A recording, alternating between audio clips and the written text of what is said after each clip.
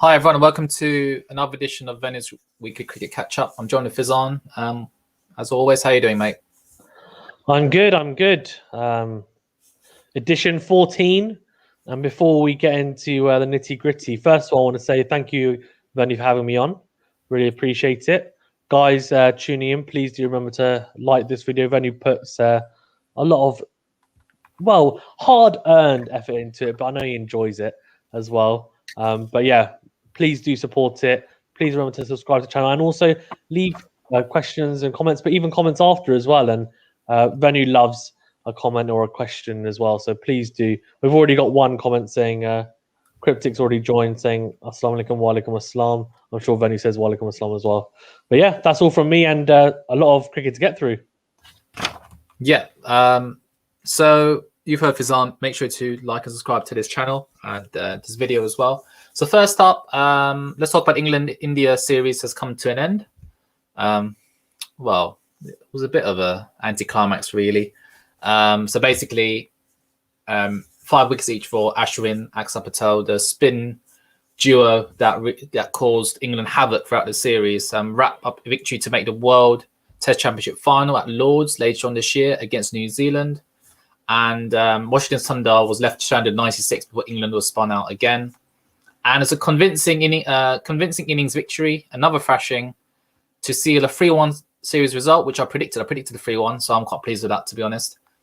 And yeah, it was just another impressive win from India, and England just didn't have any answers, really, especially to the spin bowling. They just didn't look up to it, really.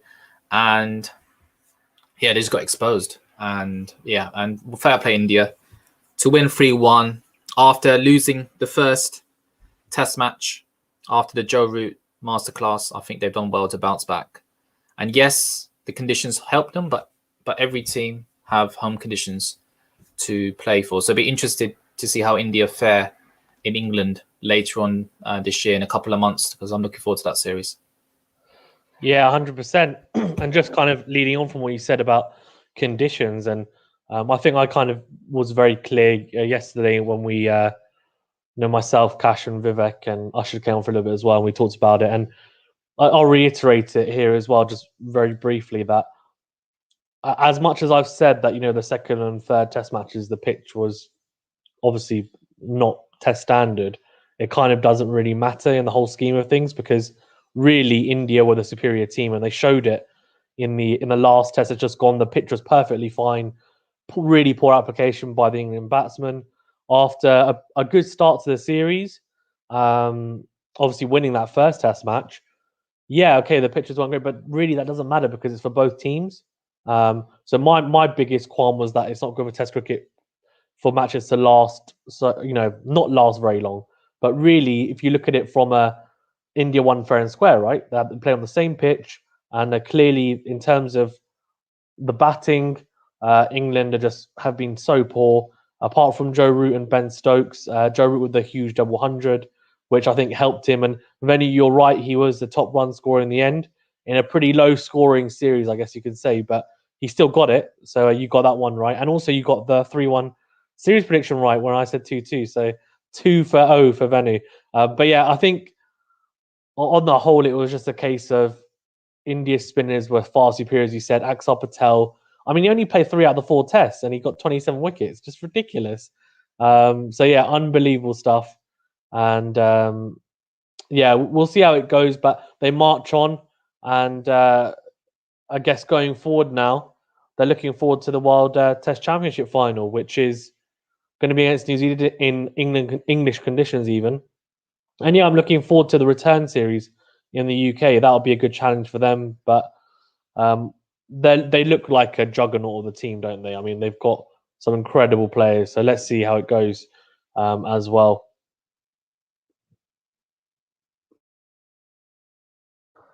We've got some questions on the World Test final, but we can wait if you want, VENU. Or if we can answer them now. It's up to you. Yeah, you're on mute.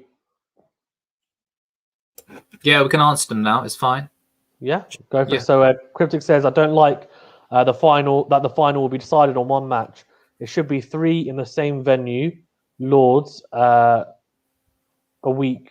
Well, Hardy says, I don't know if the final will be decided on one match. It should be 3 in the same venue, like Lords, in 1 week, I think he means. What do you think, Benny? Should it be like a small series or? Yeah, I think it should be a small series. I think having a one-off test match is a bit silly. And what if it's a draw? What if it's a draw? Will be a bit silly. So a 3-match test series will be good, but I think that's probably in the pipeline for the next one. I think they just want to see how this goes, really.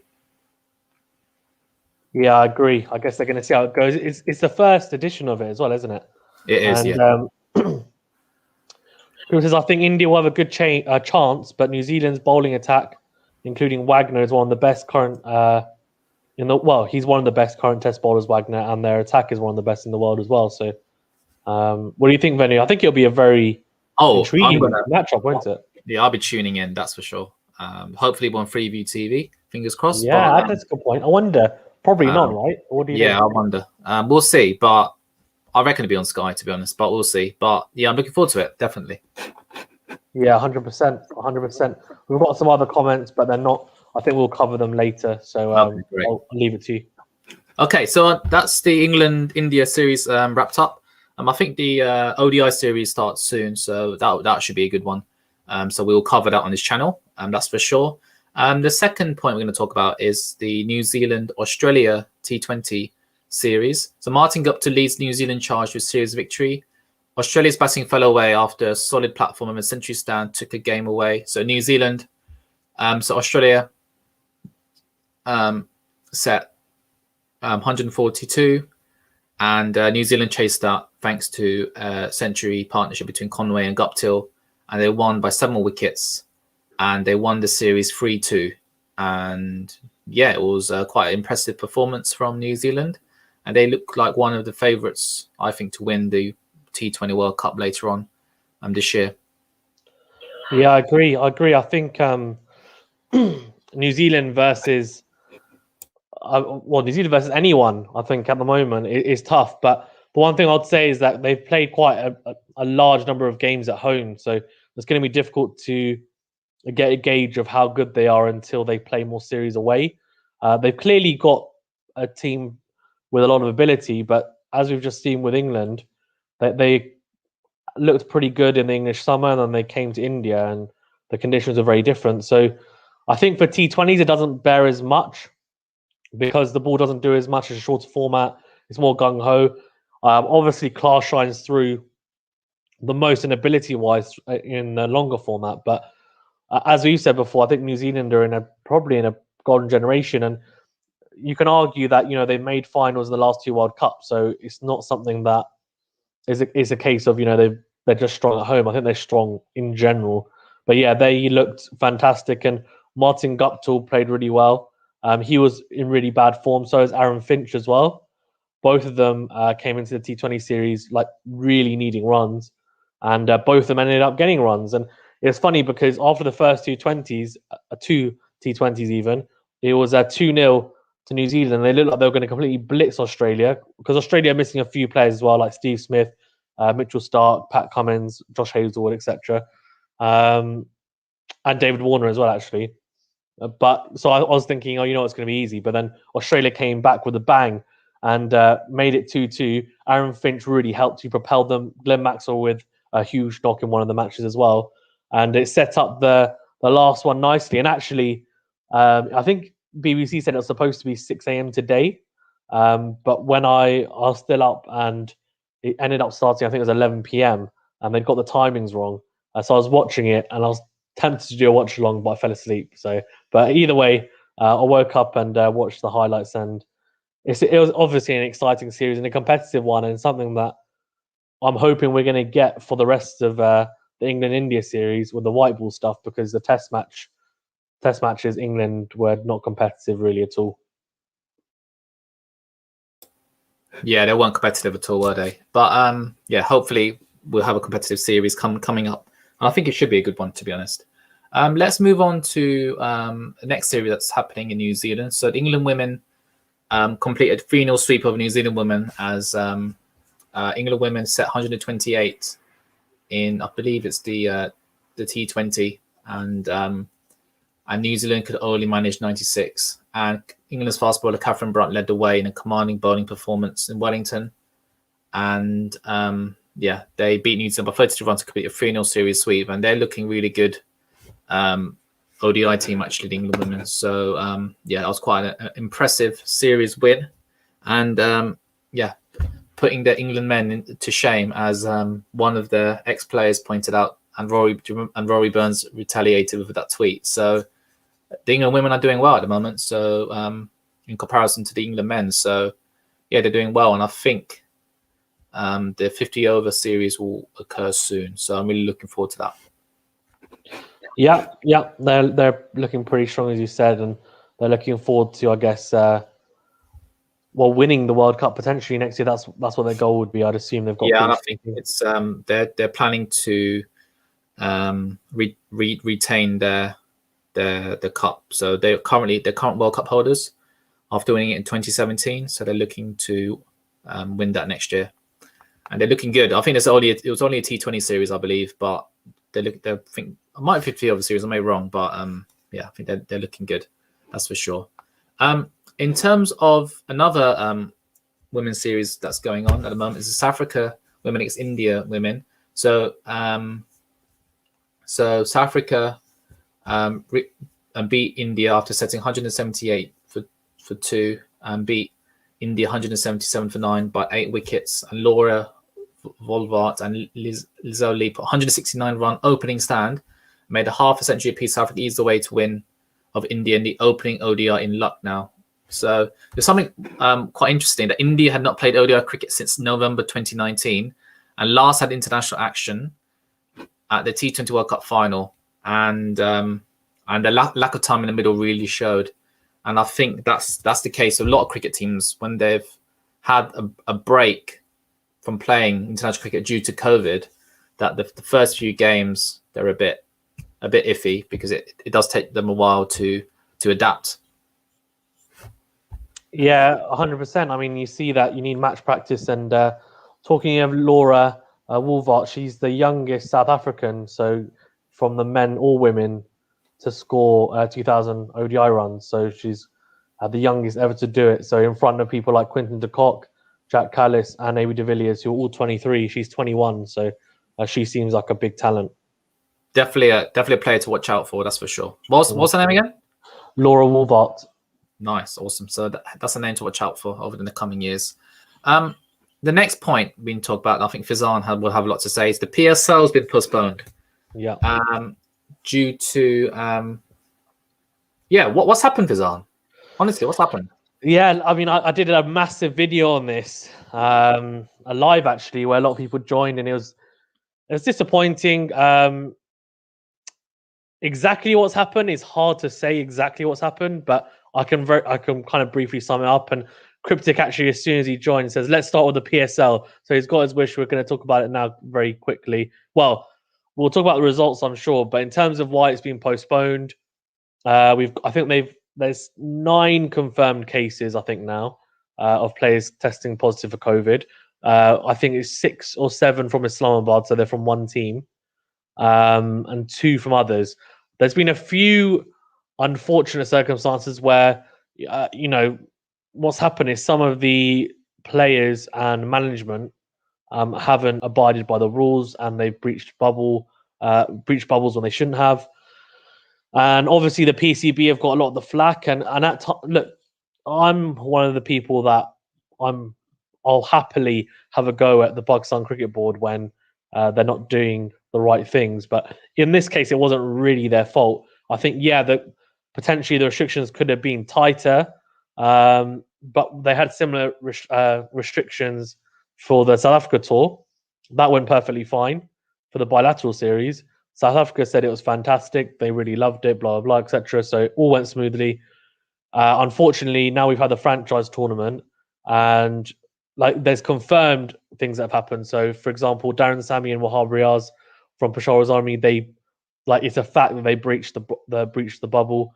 So then there was a bit of a tiff between that franchise and the PCB, and Wahab Riaz didn't play one of the matches because of it. Then, of course, we had Islamabad United, where VENU, you'll know one of the matches got moved back, if you remember, to the next day. And the reason why is because Fawad Ahmed, the Australian spinner, who's played a few T20s, I think, for Australia and ODIs, and I think Test match as well, maybe. But anyway, he tested positive for COVID, and then what they should have done is put everyone in a 14 or 7-day quarantine at least, but they didn't. So those players who may potentially have been in contact with him, I guess, they still play the next day. So that could have been an issue, obviously. And then also you have other issues where, unfortunately, like you can't manage every single player, right? Everyone's adult. So I said this before, like when it comes to elite level cricket and it comes to these situations, like you need everyone to follow the rules pretty to the letter. And unfortunately, what's happened is there's a small group of people that haven't followed the rules, and it's ruined it for everyone. And what's going to happen is, I think initially I thought maybe they might. Oh, actually, another thing to note actually is that all players were offered vaccinations before the tournament, and at the start, but obviously not all players took it. And that kind of made me think, well, if you're going to even think about breaching the bubble, then at least take the vaccination. But clearly that didn't happen, so that's disappointing. And on top of that, I think, now they're looking at it. I was thinking they could just vaccinate everyone and then carry on in a week's time, but the problem is that trust has been broken, and so the franchises are saying like they did a temperature check and the players don't feel super comfortable with it, like carrying on, which is understandable. Although I've heard from a few cricketers, I've spoken to some in the PSL or Pakistani, and they wanted it to carry on, but obviously it will vary player to player.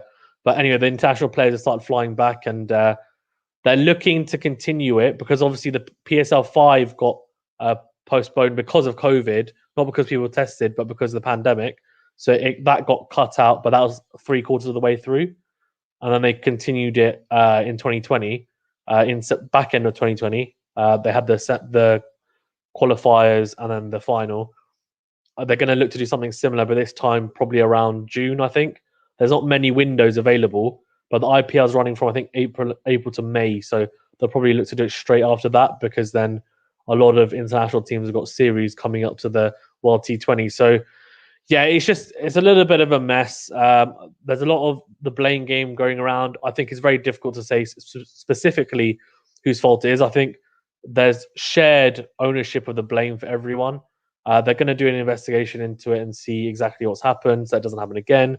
And it's just disappointing because obviously cricket's come back to Pakistan internationally and it came out successfully. Now we've had our premier tournament kind of domestically of the PSL going well as well. And yeah, as I said, it's just a few people being irresponsible. So it's disappointing, but I guess it's life. What can you do? Yeah, I agree, Faisal. It is disappointing, and it was some good games on as well. Good competitive games. It played in the right spirit. It was a great watch. And as a neutral, I love tuning in, after work and watching it. And hopefully, it'll get postponed to some soon. But as you say, that is life. And as I said to you, Faisal, we just got to be grateful that cricket's on in the first place, given the circumstances. And I think the administrations have done well to have a series, with players from all around the world, and yeah, and obviously they could have done better in terms of the protocols, but hopefully it comes back soon. So the next point I'd like to talk about is that Wenindu Hasaranga is a star as the Sri Lanka spinners basically completely destroy the West Indies. So Sri Lanka posted 160 for the second T20 international, and Danushka Gunafilaka and Pathum Nisanka. So Gunafilaka got 56 and Nisanka got 37. And, are you struggling with the Sri Lankan names? It's good. Carry on. Sorry, carry on. And beat West Indies. And Sandakan and Hasaranga got 3 wickets apiece. And it was quite convincing 43-run victory of the West Indies. You watched this, Fizan, didn't you? Some of it. How was it? Yeah, I did a watch along, so I pretty much covered all of it, really. And It was really good fun. It was really good fun. So obviously the first T20 was the one with Kieran Pollard hit 6 sixes, which is ridiculous, off Dan and Jay, who got a hat trick the over before. So he just got a hat trick, and he's like, "Yeah, this is the best moment of my life." And then he comes in the next over and gets pinged by Kieran Pollard, and you could see on his face, right after, I think it was after the first 4 6s, you could see on his face he was like, "This is a pretty small stadium. The boundaries are not too big," and he's like, "What the hell do I do bowling wise?" And you could just tell he was like, "Oh no!" And Pollard was just really cool and calm. He wasn't really making a big deal of it. And then he got to the end and just like carted it. The last 6 was probably one of the best ones. There was one which he didn't hit. Nowadays I just think he's so strong as well, and the bats are so big. Yeah. But one of them, it's almost like he went off the back foot and towed it almost for like 80 meters back, like straight. And I was like, what the hell? But the last one he was just a flick for 6, and he was batting on Jason Holder, and they're having a laugh about it. But I was saying, Venu, if you were a bowler, right, you're a leggy, would you prefer to get a hat trick in a match, but also get hit for 6 sixes, or for neither to happen in a match? I think that's a silly question. Neither to happen. Why is that a silly question? A hat trick is an amazing thing to happen as well. No, neither to happen. No, because the 6 sixes outweighs it, you think? Yeah, yeah, exactly. So No, I was just saying because a hat trick's an amazing achievement, right? But I guess just the embarrassment of getting hit for 6 sixes kind of probably I think that is the embarrassment. diminishes it. But the worst thing is that when he looks back at his career now, if he never gets another hat trick, he'll be like, "Oh, I got a hat trick in my career," and they'll go and look at it and be like, "Yeah, but you also got hit for 6 sixes, so that's not a great achievement," which is so peak. But that's what people remember.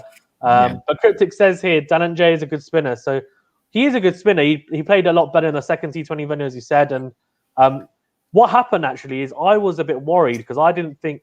So as you said, Gunatilaka and Nissanka, they put on, I think it was like 96 for naught off about 10 overs.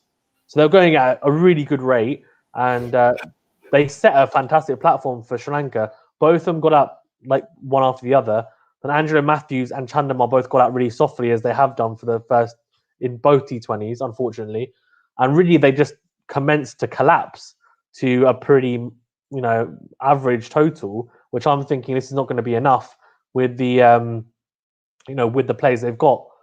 West Indies, like they bat until, 7, 8, and you've got players like Lendl Simmons, Kieran Pollard, Jason Holder, Dwayne Bravo, right? I mean, Dwayne Bravo was at 8, I think, or something on the lineup.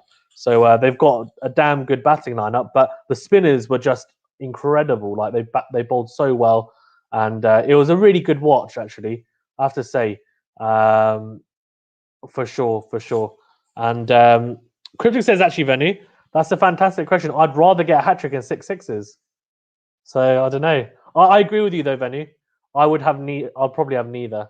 I think the embarrassment, I wouldn't be able to show my face after that. But yeah. But anyways, someone asked, when is the third T20?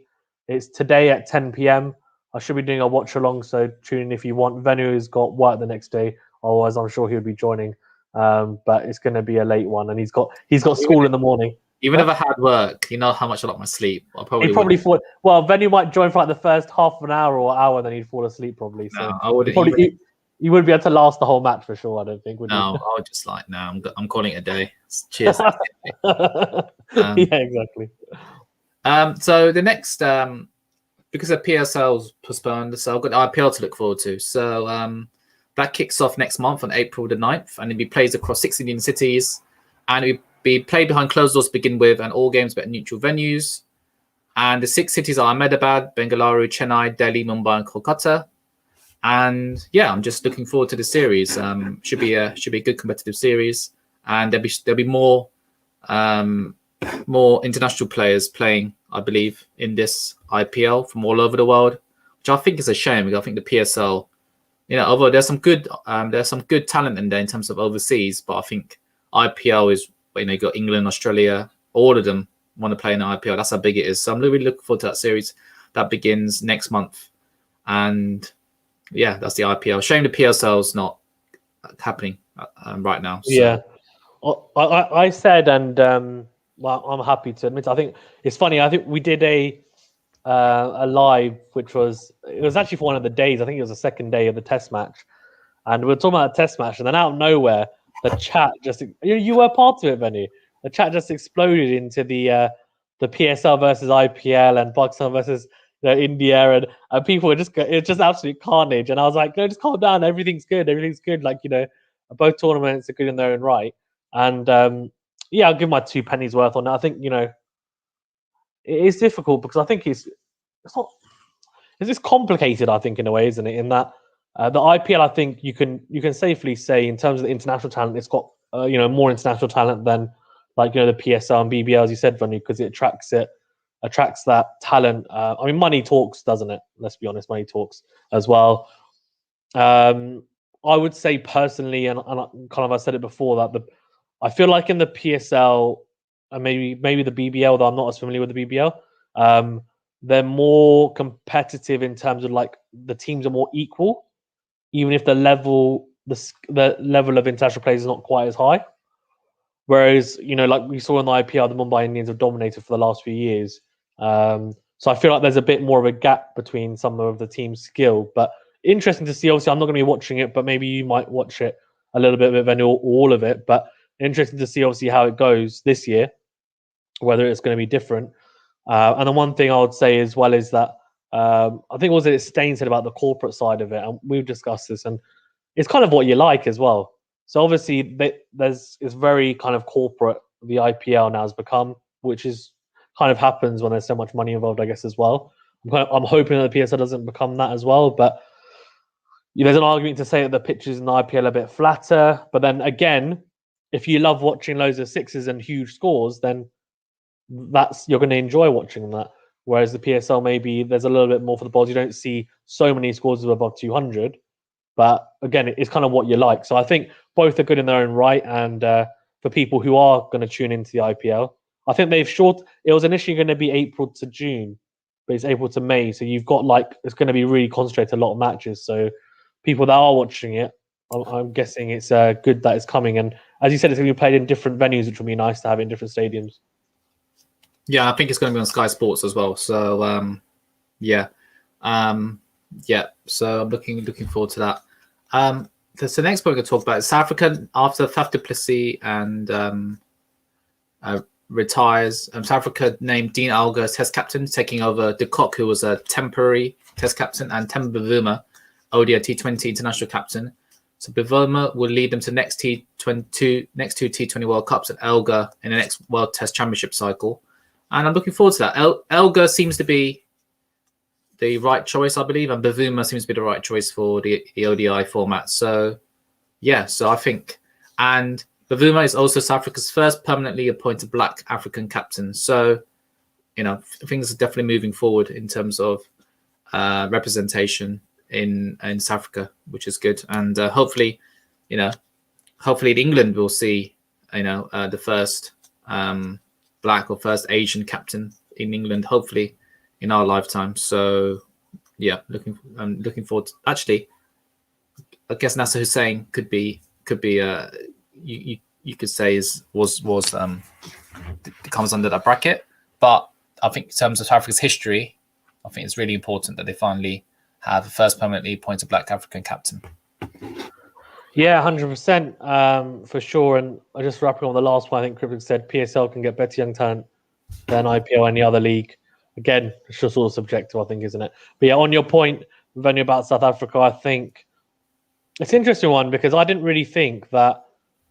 I personally thought what would happen is they'd appoint Markram as a Test captain, and then they just because De Kock, they had an issue. Well, De Kock had an issue with being a Test captain because just for anyone that doesn't know, to give you a timeline, De Kock was never the Test captain.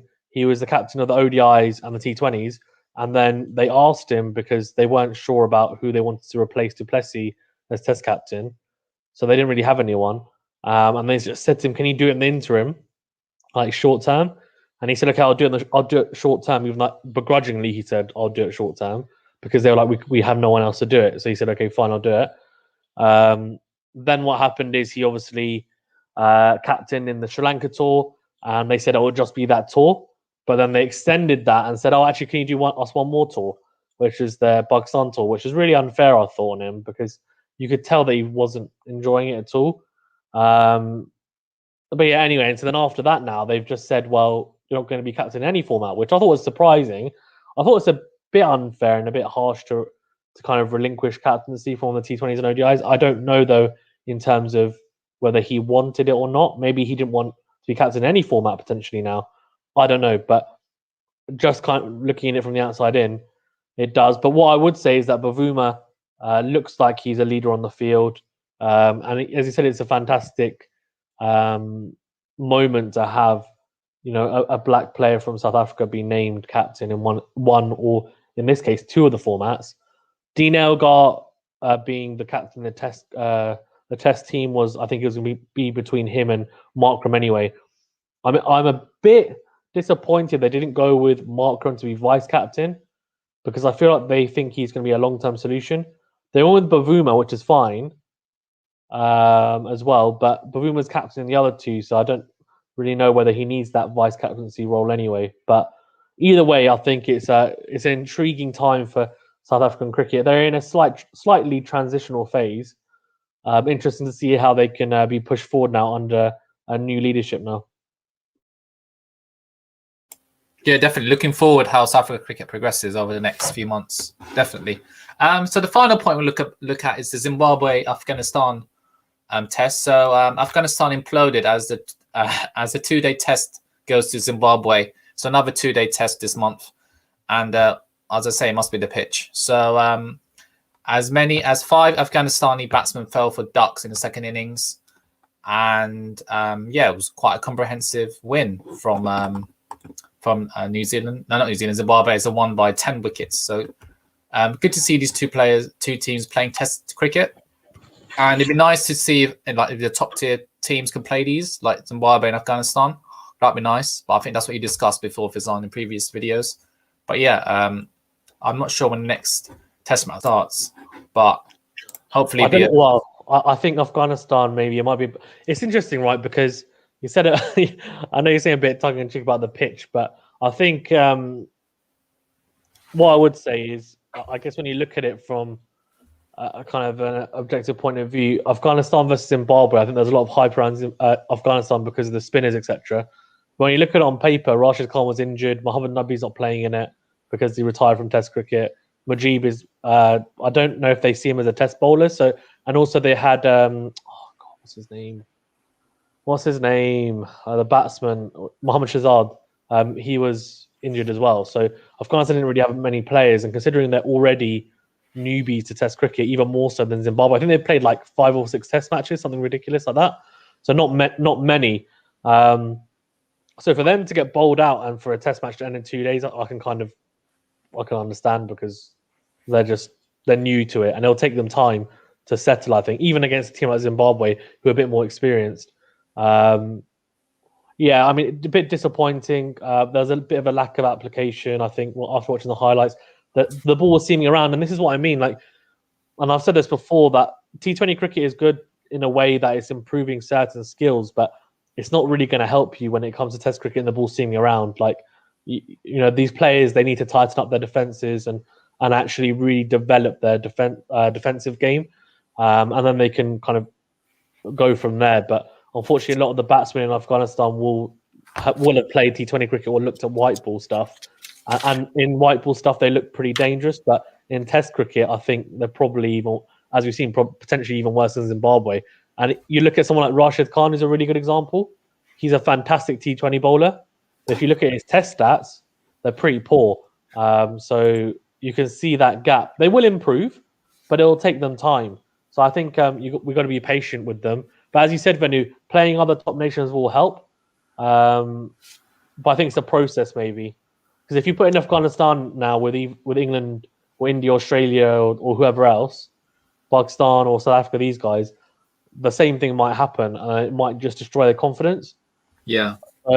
Maybe it's a case of you put them in against like a Surrey for a 4-day game.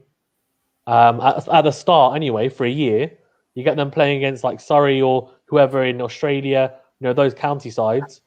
They get experience like that, playing in different conditions, and then they can play against countries. Maybe that might be a good idea as well. Yeah, that's definitely a good idea, Fizan. Yeah, definitely. So that's all the talking points of this week. So let's now move on to the awards section of this this segment. So first up, Player of the Week, Fizan. I'm thinking Sundar, Ashwin, Axar, Patel, maybe someone from New Zealand, Australia series, maybe Tammy Belmont, who's played really well for the England women. Who else has been played really well? Maybe Karen Pollard for smashing 6 sixes. I think that's probably the moment of the week. That's probably moment of the week, yeah. Yeah, I mean, obviously, Martin Guptill played really well. Aaron Finch played really well as well. But I think it's hard to look away from, as you said, Venu, I think Axar Patel and Washington Sundar. Rishabh Pant as well. That 100 was big. But I would say, I don't know, Axar Patel's been really good. I would kind of give it to, I think we got it last week, but he just looks really special. But Washington Sundar, that 96 was really special as well. So it's difficult. I kind of lean more towards Axar Patel because I just feel like this has been a revelation in terms of.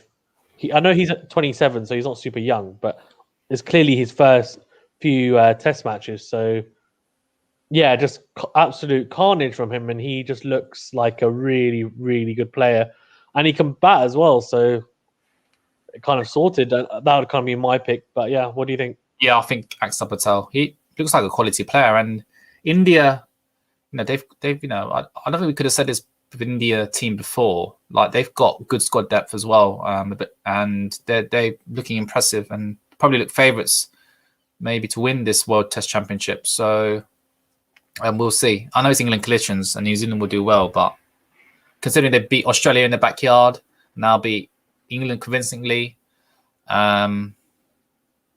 Yes. Nice. That's a good point from Achal. That's interesting. Achal says ICC needs to lay down stringent rules for FTPs. What's FTPs again? Do you know of any? Financial something? Let us know, Achal, because I'm not sure. It says of all test playing nations, there are huge inequalities between the haves and have-nots, between so much power is given to domestic boards for bilateral series. Achal, let us know what FTPs mean, or I can have a look.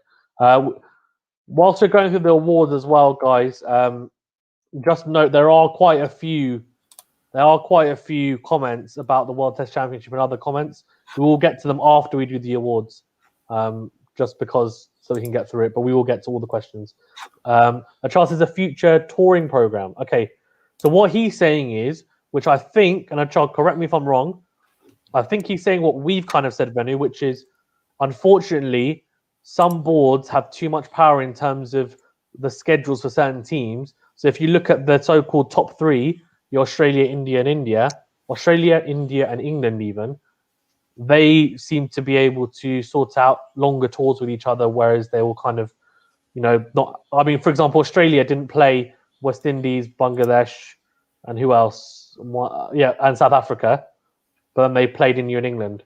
So they kind of use COVID as an excuse, but in my opinion, I think they just use it as an excuse, really. But they just kind of picked and chose who they wanted to play even. But yeah, what do you think? Do you agree with that, Venu?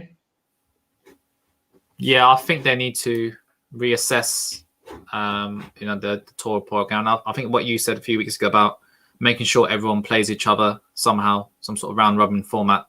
I think that can only be good for Test cricket, because it can't just be the top tier nations playing each other, right? So I think that's important. In terms of so we've done Player of the Week. How about Team of the Week? Has to be India or maybe New Zealand. I've got to give it to India. They've just been India. Yeah, India. Okay, good. In terms of player that needs to do the homework. Oh, that's an interesting one. Player needs to do the homework. It's many there's a lot of Indian players. Bairstow, Best. But you know what? Bairstow, I think, is done. I think I said this yesterday. He's done, you think? Me, Cash, Ashwin, and Vivek. I think we all agreed that he's done. Bairstow is done. He's done. He's had like 1 million chances, and he's played about 75 Test matches. He's been in and out, shake it all about. And like, how many chances can you give one player? So I think that's true. And I think Lawrence will now have a crack in terms of Bairstow's place now. He won't bat at 3 though. He won't bat at 3. So who's going to bat at number 3? So you could have Crawley, Burns, Sibley, Crawley. Yeah, that's a debate to have. So yesterday we said the issue is that they seem to have lost faith in Rory Burns. So yes. The issue that you have then is that, okay, well, Crawley batted really well at 3 in the summer, but they used Crawley because as an opener, which he does play for Kent as an opener, but they put him in as an opener because Rory Burns, they didn't trust him. Yeah. So now that opened up a gap at 3, which they need to fill. So then they just chucked in Dan Lawrence and said, here we go, try and do it.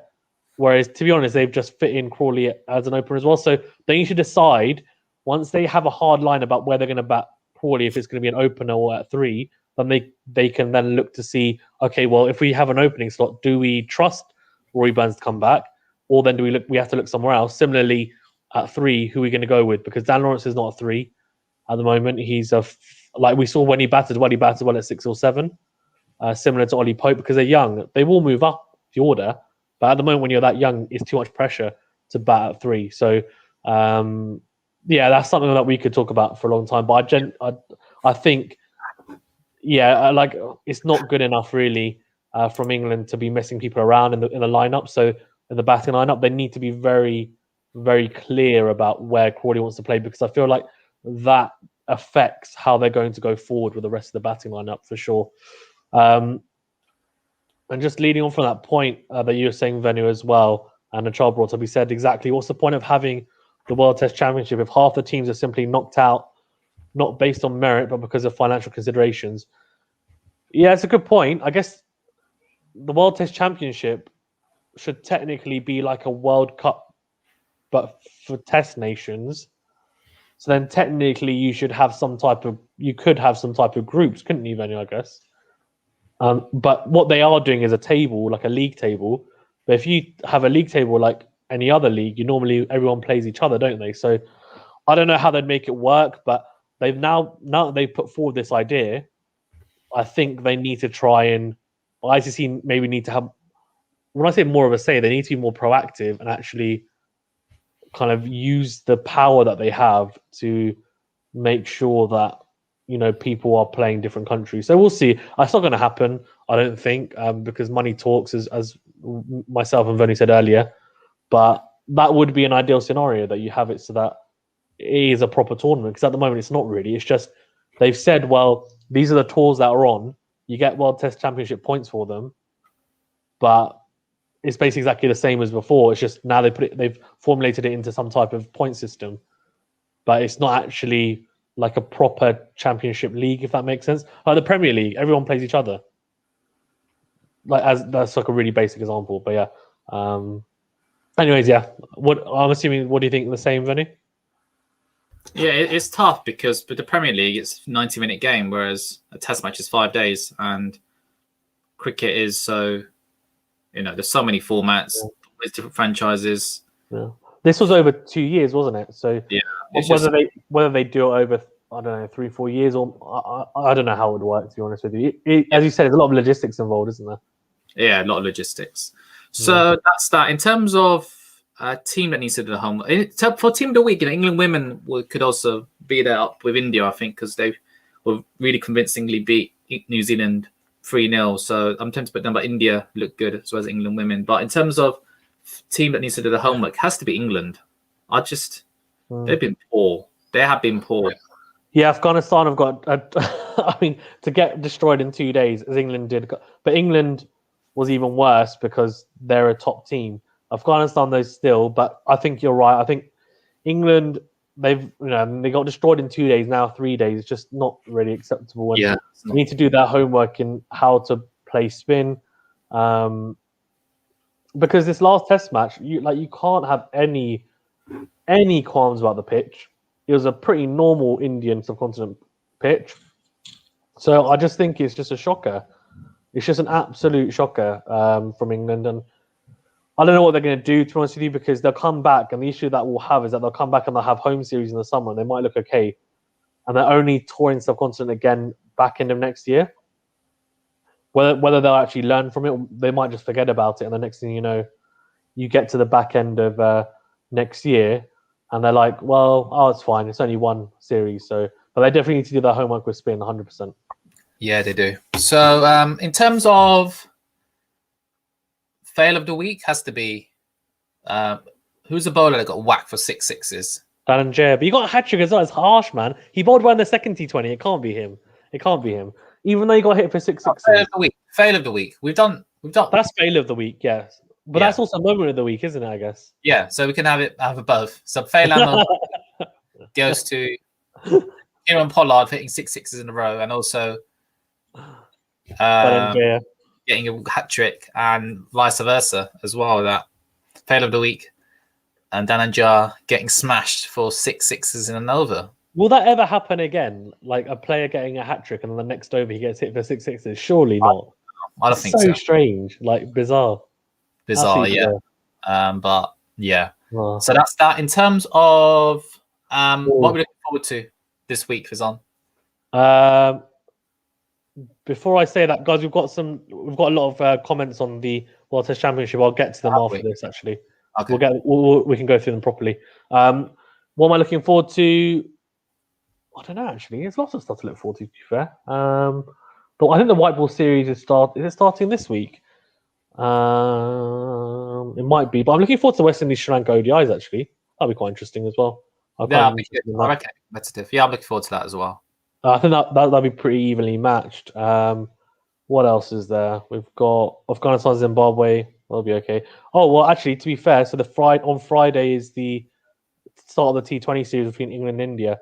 I'm looking forward to seeing that, and hopefully England can bounce back. So, that's so annoying. So the West Indies and Sri Lanka and India versus England, they both start at the same time at 1:30. Stupid, but anyway.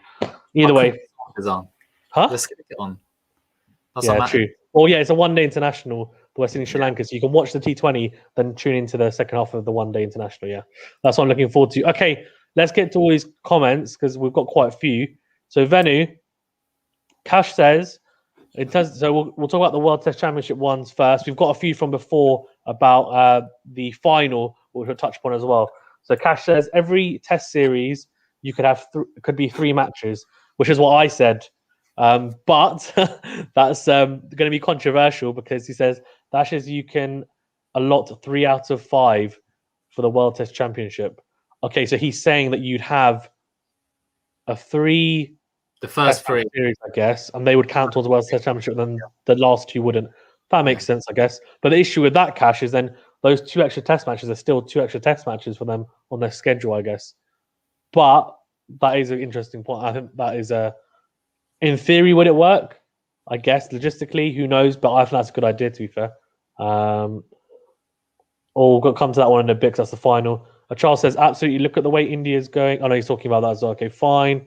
Let's talk about the final then, because we've got quite a few on that. So we talked about this, didn't we? About that potentially 1 Test match is maybe not enough for the final. Crypto also said, I think India will have a good chance because of New Zealand. With Wagner. I guess Jameson as well has been bowling really well. He did say, though, as well, I think India will win. I think New Zealand have got a better chance because of the conditions, but you can't count India out. And with the fast bowlers they've got now, I think, maybe we'll discuss that in a bit, Venu, about the chances for both. Cryptic says, but imagine a Pakistan versus India Test Final Championship at Lords. That would be the best. Yeah, it would be pretty good. So I didn't know the Test Championship existed until India versus England. But I can't wait for the next edition. Hopefully, Pakistan can make it to the final. I doubt it, but hopefully we can. Actually, let's talk about this then. VENU, the current Indian team that played in this series, he's saying, will they play in Lords? Will it be different because the conditions are different? I would go with it'll be very different. What do you think? I think the batting lineup will be more or less the same, but I think there'll be more pace bowlers. I think Siraj and Bumrah will play. Maybe play one of the spinners. Maybe Axar or Sundar might drop out. Yeah. But they just need one spinner. And maybe Ishant, Siraj and Bumrah could play all in the same match. Maybe They might even play 4 seamers, right? Or Hardik Pandya might come in. Yeah, and have Ashwin as the main spinner, but they've got a lot to choose from. Or Jadeja could come in to play as a batsman and as a spinner. Yeah, they've got lots of options, but I think the batting line is more or less the same. Maybe Gill, they might give him another shot at England, but we'll see. We'll see. I think it'll be different to what they played in India. Yeah, it will be for sure, and it'll be interesting to see how the openers, especially someone like Gill, who's not in great form, how he plays with the moving ball, etc. Cryptic says it'll be their first time playing in England. Axar, Patel, Shubman, Washington Sundar, Siraj, Saini, nearly 50% of their team. So I guess similar to what we said, Venu, where half the team for England were very inexperienced and never actually toured India. Similarly, these players wouldn't have played in England. I don't think all of these players will play. Shubman Gill will play. Siraj will play. I don't know about Axar, Washington, or Saini, as you said. But what do you think that gives New Zealand? Most of their players are pretty experienced, apart from maybe I guess Carl Jameson. But majority of their team is, they're not super young. They're now, I guess, at the peak of their careers, so they would have toured England before. Does that give them a slight advantage as well? Would you say, Benny? A slight advantage, but remember, some of these players beat Australia in the backyard, and it was a youthful team. So they've done it. They've got the confidence, and they've got the extravagance of youth as well. So I think they've got a good shout. I agree. Yeah, I agree. And Chris says, whilst he says New Zealand's conditions are similar to Lords, and almost all their players have played in England, which is, I think, what we said. Yeah, they are slightly similar. They're similar but different. New Zealand in England, I think, which sounds weird, but it's hard to explain it. But yeah, it's pretty different. And we've got here also a few here, which I think we've answered this one. Cryptic said, do you think India will beat New Zealand in Lords? Half of the Indian players, yeah, we said that already. Charles says, absolutely. Looking at the way India is going, they have strong bench strength. Also, since it's a one-off, adaptability is the key. India have historically been pathetic in the starting few games. Yeah, it's difficult because it's a one-off test, and as you said, Ben, it would be a shame if it's a draw. I'm assuming they're going to prepare a pitch that super over. That's what they'll do. Oh God! Please say they won't do that. I'm assuming that they're going to do a what's the word? They're going to do or prepare a pitch that actually hopefully gives them a result. What do you think though? Who has the edge going into it, would you say, from your point of view? India. You think India? Okay, after the Australia tour and at home as well. Okay, so you'd back them to win it, yeah?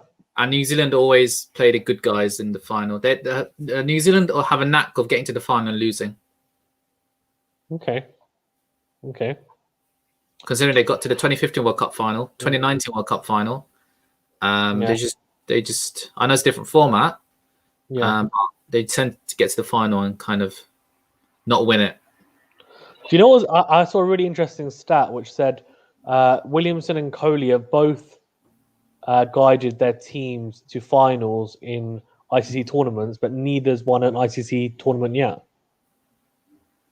So it's going to be broken this year, that's for sure. Yeah, which is good because obviously Dhoni led India to the World Cup T20s and also the World Cup. So it wasn't Kohli then. So that's really interesting, but it'll be a good way for one of them to break the duck. And Cash says here, India will do some warm-up matches in England, I would guess, against the MCC, England Lions, Ireland, etc. Yeah, they will. They'll have to, because what's happening is that for New Zealand, it's a bit easier, VENU. And I guess you need to take this into consideration as well, that New Zealand have the tour against England before the final. Yeah, but India do as well, don't they? No, that's after. So they've got the World Championship and then the tour after. So they'll need, as Cash is saying, these matches potentially. So that, I think, gives New Zealand a little bit of an edge. Well, it depends. So they could get completely destroyed, and then it doesn't give them an edge. Also, the IPL, and I mean, it's disappointing, but potentially you could have players missing that in England-New Zealand series if they're part of the. So I think it's the eliminator stage onwards clashes with that series. So if Butler, Williamson are in it, then I think potentially they'll miss it, which would be a shame. But that's a conversation for another day. But yeah, and Cash says also the final maybe in Southampton, not Lords. Why is that? Why would it be in Southampton? COVID. Oh, really? Why? And Why VENU? Why is that? Southampton has a hotel on site, so it's easier logistically to keep it. Oh, that would be, wouldn't it? Keep it all a bubble. Keep it a bubble. And Southampton's the the GS Bowl, if it is still called that, it's just the middle of nowhere. So they can all. They've got good training facilities as well. So I think that's why they've gone for Southampton. So we'll see. Oh, that would make sense, I guess, wouldn't it? Yeah. Yeah, because Lords is kind of in the middle of London, so yeah, and as you said, VENU Cash saying hotel on site for COVID. Yeah, that's going to be a really intriguing test match, which I'm looking forward to. It is a bit of a shame that's going to be decided on a one-off test, but I guess the schedules are so packed for teams nowadays that it's difficult to do it, and we're talking about how we can fit in matches so that you can have teams playing, countries playing other countries more often. Logistically, it'll be interesting to see how you could fit it all in. But I think there definitely needs to be a push to make it happen somehow, or at least make sure that it's more fair and we see it. I mean, putting aside like India and Pakistan haven't played for ages, but the reason for that is because of politics. But there's teams that haven't played. Like, when was the last time Australia toured Pakistan? I think they're supposed to tour us this year, potentially, I think. But that's not for test matches, I don't think. I think it's for ODIs and T20s. But stuff like that, or even like VENU for Sri Lanka, actually. Like, when's the last time, I don't know, when did New Zealand tour Sri Lanka? Or India tour Sri Lanka? No idea, mate. No idea. I mean, the fact that we have no idea, to me, means that it hasn't happened in a long time. So England, to be fair to them, have toured most places. Although, in saying that, I think they were a bit cheeky and they used Sri Lanka as practice. They tried to use Sri Lanka as practice for India, and it didn't pay off. But otherwise, they wouldn't have toured Sri Lanka, which is a shame. Agreed. Yeah, that's what would have happened, unfortunately. But yeah, and like similarly, we came here. Pakistan came here in the summer when all the COVID stuff was happening. We did like a full extensive tour. They were paying us with two T20s at home. Ridiculous. Before the T20 World Cup instead of a full tour, but even though they said they would. But either way, doesn't matter. Charles says, practically speaking, I feel India's odds of winning against England at a test series are higher than winning the World Test Championship. It's a great pre-tour plan to have, agree? Okay, I think he's saying that, I guess that because they're going to have the World Test Championship first, they won't be as prepared. So the New Zealand match, they may potentially lose, but it puts them in good stead for the rest of the tour against England. Yeah, I would agree with that. What do you think, VENU?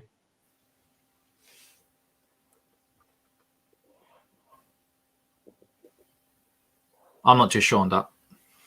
Okay. Yeah, I would say it does, Charles. I'd say the odds of them winning against England will definitely improve, because the more you play in a country and in certain conditions, the higher your chances are. It'll be interesting to see that series against England. I don't know whether it's all going to be in one place. I don't think it is. They're going to have 2 tests in one, 2 tests in another, I think, is what they'll try and do. But, well, there's 5 tests in total, aren't they? So we'll see how they do it. But they might have to do a couple in one venue. So we'll see. Okay. Unless you've got any more questions. VENU, do you want to wrap up? Yeah, no worries. Yeah, thanks for watching, everyone, and thanks for the questions. And remember to like, comment, and share the video. And thank you, Fizan, for being on. No worries. Thank you very much for having me on. Even Cash has come up with a comment here. Australia's the worst, cancelling against smaller teams recently. We mentioned it. They cancelled against West Indies, Bangladesh, and South Africa, which is a bit, I would say it's a bit harsh to call any of those 3 teams small, but I guess they're small in terms of they're not in the big 3. So, but yeah, they played against India and Australia, and yeah, that's shocker. And they use COVID as an excuse, which is just poor in my opinion, absolutely poor. But yeah. Anyways, yeah, thanks very much, VENU, for having me on. As always, fantastic to chat. Thank you, everyone in the chat, for joining. Please do remember to like this video. Please remember to subscribe to the channel if you haven't already. VENU, again, can't say thank you enough. Really good show you porn once again. Thank you very much.